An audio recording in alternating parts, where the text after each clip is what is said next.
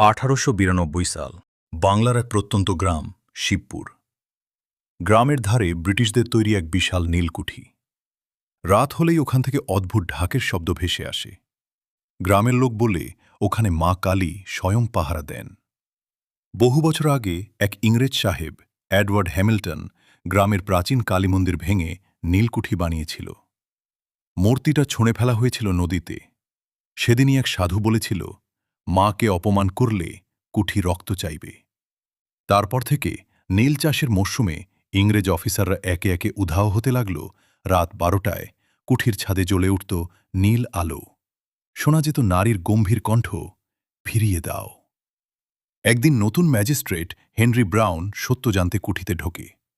ভেতরে সে দেখে ভাঙা কালীমূর্তি, রক্তে রাঙানো মেঝে আর দেয়ালে খোদাই করা শ্লোক, অধর্মের শেষ অবধারিত।